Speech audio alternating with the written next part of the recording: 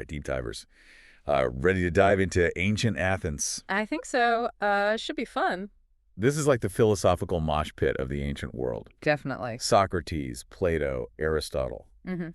Big names, huh? Huge. Like philosophical Mount Rushmore or something. Yeah. And, even if you haven't actually, read all their books, I'm sure you've seen them pop up. Memes and stuff? Yeah, memes or, that philosophy rap battle video that was going around. Oh, yeah, it was pretty good. Definitely more entertaining than reading all of Aristotle, I'd say.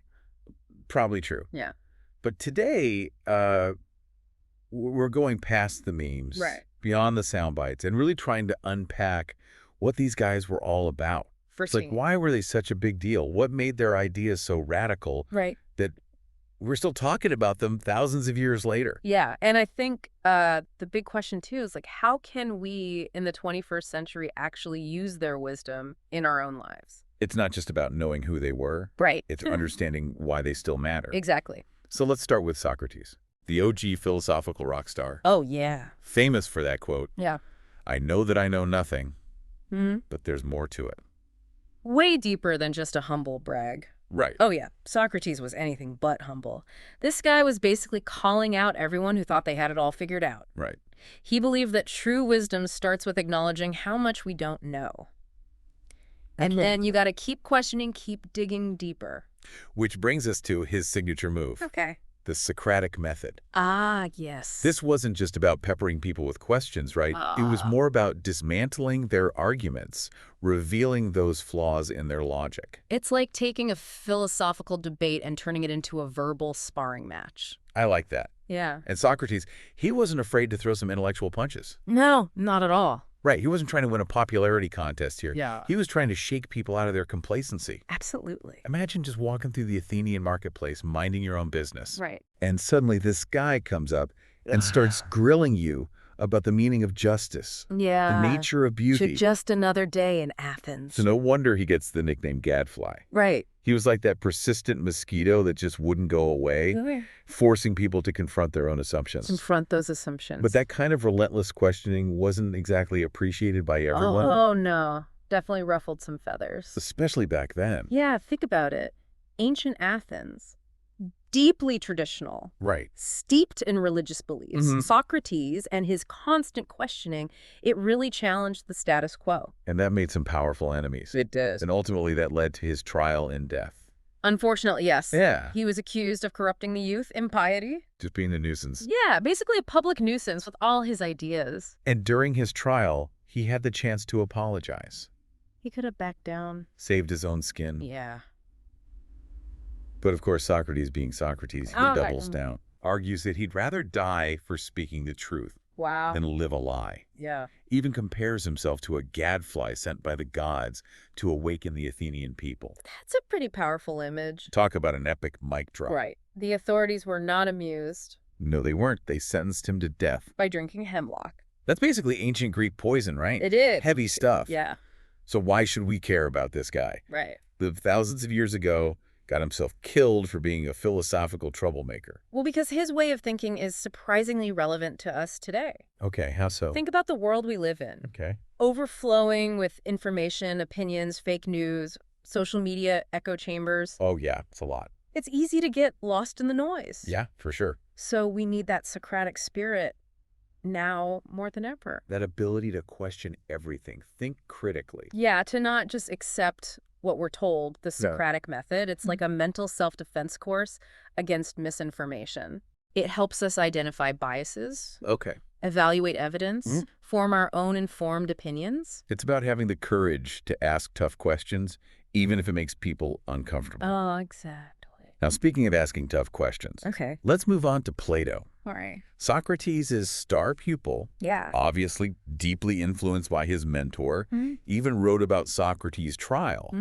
But he also went in some pretty wild directions with his own ideas. Oh, yeah. Like the theory of forms. Oh, boy. This is where things get a little trippy. It does get a little out there. So Plato believed that everything we see in the physical world is just a shadow of a higher, perfect realm of forms. It's a head scratcher for sure. It is. It is. It's like this. Imagine you're watching a movie. Okay. The characters on screen, the action, the drama. It's captivating.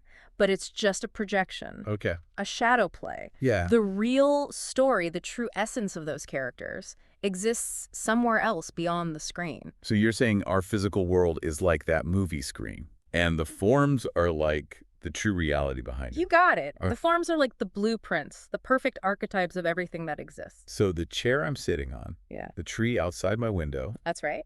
Those are just imperfect copies of the ideal form of chairness, treeness. Precisely. My brain is definitely doing some mental gymnastics here. Yeah, it's a lot to take in. I'm starting to get it, though, but what's the point? Why should we care about these abstract forms? Well, think about it this way. Have you ever wondered what makes something truly beautiful or just or good? What are those universal standards that we all seem to sense but can never quite grasp? Yeah, like there's got to be something more to it, right? That's what Plato thought. He believed that these concepts, beauty, justice, goodness, and superdown, they all have perfect forms that exist in this higher realm. So by trying to understand those forms, we get closer to understanding the true nature of beauty, justice, and all these big concepts. Exactly. It's like we're constantly striving to reach beyond the limitations of our senses, our perceptions, to grasp those perfect, eternal truths. Wow. And for Plato, that's the ultimate goal of philosophy, right? It is. To escape the cave of our limited perceptions and ascend to the realm of true knowledge. That's the goal. That's a pretty ambitious goal. It is a big one. And you can't deny his impact. I mean, he founded the academy, considered one of the first institutions of higher learning. That's right. And his ideas, they've been debated, discussed for centuries. Yeah. They've really shaped Western philosophy as we know it. For sure. Probably inspired a lot of YouTube explainer videos, too. Oh, definitely. All right, before we get too lost in the world of forms, let's bring things back down to earth a little bit. All right. With the third member of our philosophical dream team. Who's that? Aristotle. Okay. Now, unlike Plato, with his abstract concepts, Aristotle was all about observing the natural world. He was like the original scientist, meticulously studying everything. Plants and animals. Yeah, from plants and animals. To human behavior.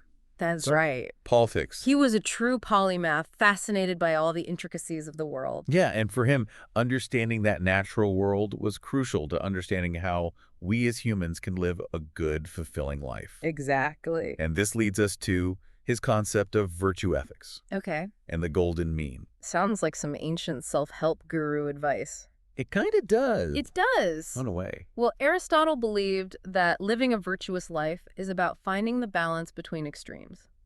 Oh. Take courage, for example. Okay. On one end, you have cowardice. Right. The other, recklessness. The golden mean is about finding that sweet spot in the middle. Okay. Having the right amount of courage for any given situation. So it's not about being totally fearless. Right. It's about finding that balance between being too timid and too reckless. Exactly. Yeah. Like finding the right setting on the volume knob for your courage, depending on what's going on. Okay, I like that. Yeah. And this applies to other areas of life, too. Oh, absolutely. From our relationships and emotions to our work, leisure activities. Okay. Aristotle believed that moderation in everything was key to a well-lived life. That makes sense. Yeah. But how do we actually find that golden mean? It seems kind of subjective. It is. Right? Like, what's the right amount of anything? Well, that's where things get really interesting. Correct. Aristotle believed that finding the golden mean isn't about following a set of rigid rules. It's about developing practical wisdom, good judgment, a kind of inner compass that guides us towards the right choices. So it's like we're constantly calibrating that inner compass. Yes. Trying to find that sweet spot between the extremes. In every situation. In every situation. Yeah, and that takes practice. Okay. Reflection, a willingness to learn from our mistakes. But for Aristotle, that's what it means to live a virtuous life, right? It is. To constantly strive towards that ideal of balance and excellence. That's the goal. This is starting to sound less like ancient philosophy and more like a life coaching session. Well, you know, I'm digging it.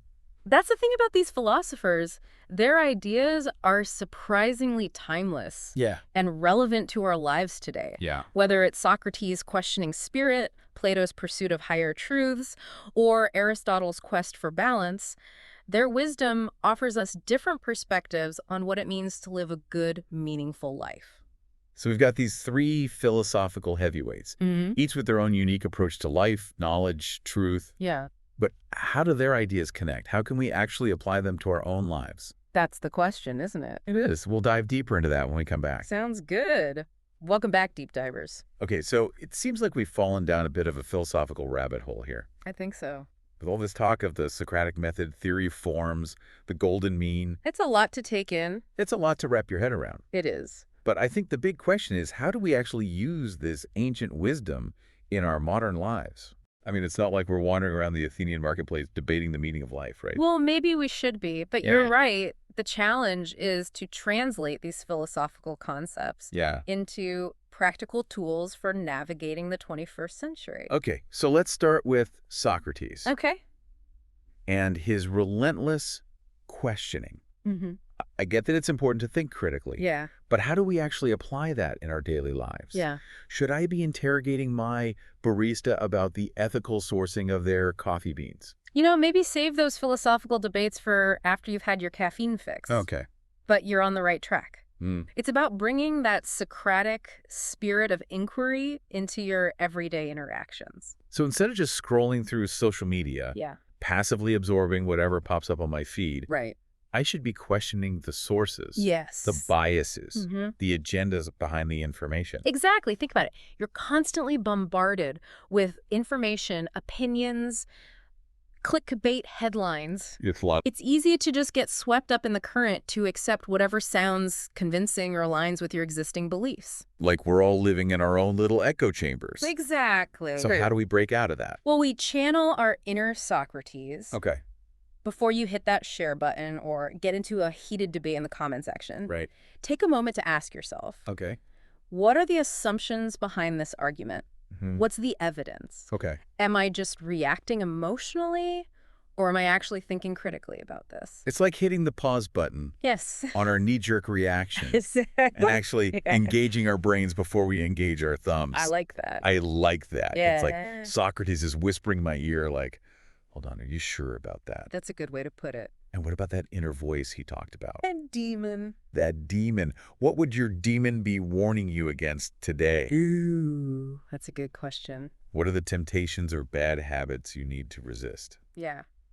Hey, maybe it's that impulsive online purchase. Right. Or that late night scroll through social media that always leaves you feeling drained. Oh, yeah. It can definitely do that. So Socrates is like that little voice of reason, reminding us to slow down, think things through, make conscious choices. Exactly. Okay. I like that. He's like our philosophical life coach. Okay. Pushing us to live more examined, more intentional lives. All right. That makes sense. What about Plato and his trippy theory of forms? All right. How did that translate to real-world applications? I mean, I'm not exactly seeing the perfect form of chairness floating around my living room. Well, maybe you haven't looked closely enough. But you're right. The theory of forms can feel a bit abstract. Yeah. Removes from our everyday experiences. Like, how do you apply the concept of a perfect realm of forms to paying your bills or figuring out what to have for dinner? Yeah, it's not exactly a practical guide to meal planning. Right. But think about it this way.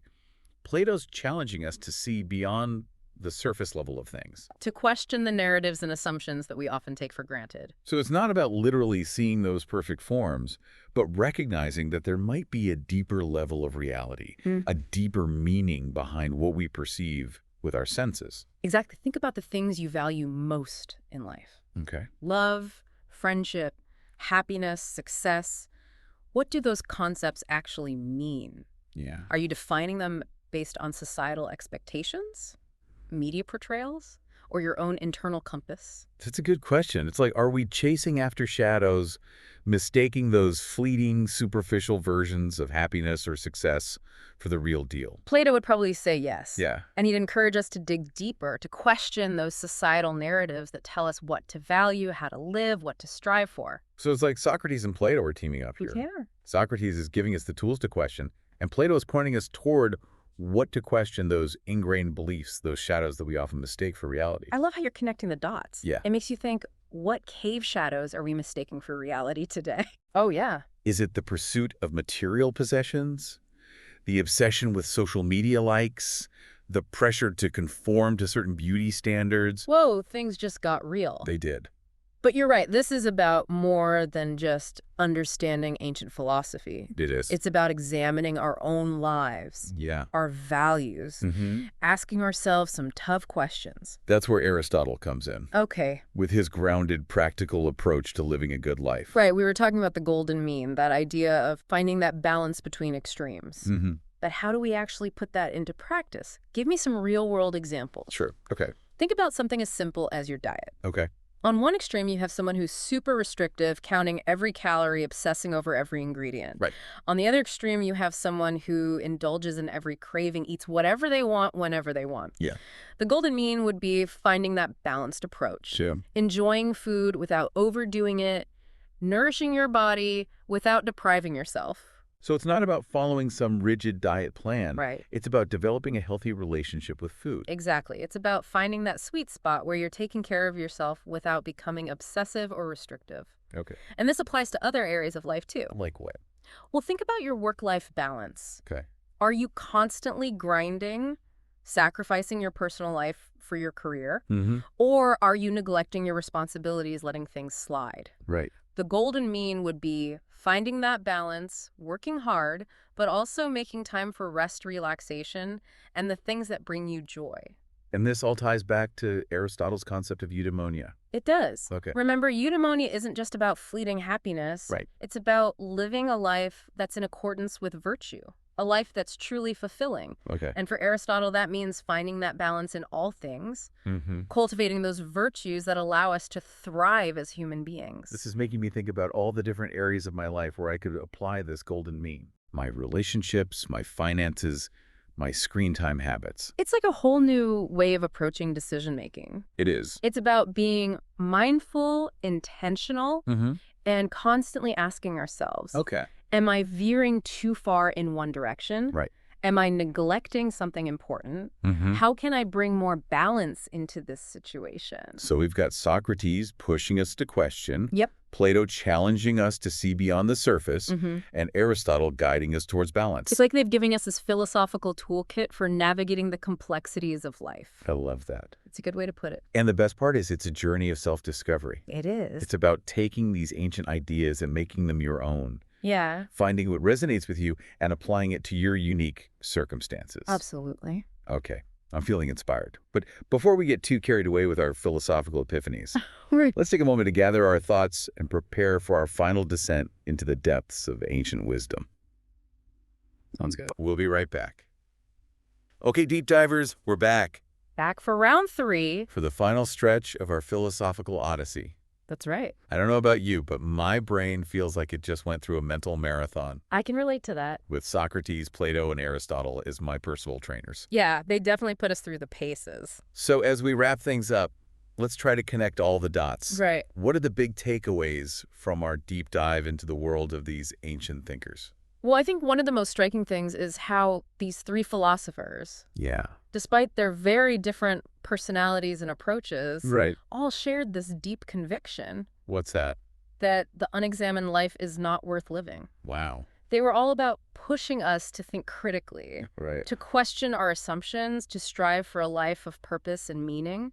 It's not just about accumulating knowledge for knowledge's sake. No. It's about using that knowledge to become better, more thoughtful human beings. Exactly. And they each offer us different tools for doing that. Okay, like what? Well, Socrates gives us the Socratic method, that intellectual scalpel for dissecting our beliefs and uncovering the truth. Right. Plato challenges us to see beyond the cave shadows of our limited perceptions, to question the narratives that society feeds us, and to seek those higher truths. Okay. And Aristotle reminds us that virtue is about finding that balance, that golden mean in all areas of life. It's like they've given us this philosophical treasure map, Yeah. but it's up to us to follow the clues, to do the inner work, to actually apply these ideas to our own lives. Yeah, where do we even begin? That's the question. It can feel a little overwhelming. It can. It's not about trying to become a perfect Socratic debater or a Platonic philosopher overnight. Yeah. It's about taking small steps, being intentional,